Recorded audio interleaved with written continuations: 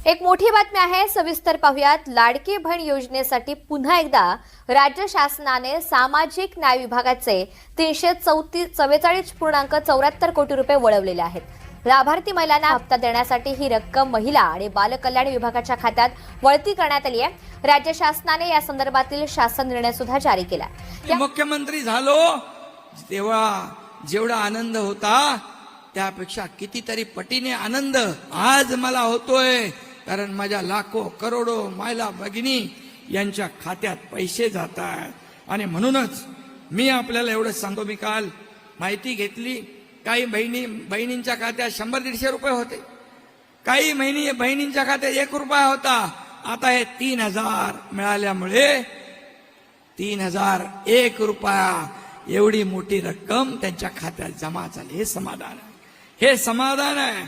आणि म्हणून स्त्री, आई, बहीण स्वतःसाठी जगत नसते, दुसऱ्यासाठी जगत असते, आपल्या परिवारासाठी जगत असते।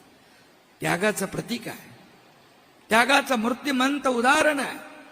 आणि म्हणून लेकरानं म्हटलं भूक लागली तर ती स्वतःच्या ताटातली भाकरी त्याच्या ताटात टाकते आणि तांब्याभर पाणी पिऊन स्वतःची भूक मारते। हे आईचं काम आहे, हे माझ्या बहिणीचं काम आहे। आणि म्हणूनच महाविकास आघाडीचं सरकार होतं, 1 रुपया तरी तुम्ही टाकला बहिणीच्या खात्यावर। आज राजीव गांधी म्हणत होते, त्यांनी मी नाही म्हणत, आज 3000 रुपये थेट तुमच्या खात्यात जमा होतात। मध्ये आडता नाही, एजंट नाही, बिचौलिया नाही, कोणी नाही। हे काँग्रेसचं सरकार असतं तर तुमच्या खात्यात 15% फक्त आले असते, म्हणजे 450 रुपये। हे मी नाही म्हणत, राजीव गांधी म्हणाले 1 रुपया जर दिला तर पैशेवटच्या माणसापर्यंत 15 पैसे पोचतात। परंतु आमच्याकडे मोदी साहेबांनी डीबीटी केलं, तुमच्या खात्यात आज जमा होतात, याचा आनंद आहे। आणि म्हणूनच कट कमिशन आणि करप्शन हे जे काय संस्कृती आहे, ही संस्कृती महायुतीची नाही आहे।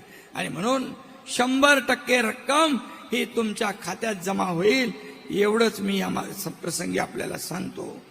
मी एवढंच सांगतो, देव मंदिरात नाही, देव देवाऱ्यात नाही, देव माणसातच आहे।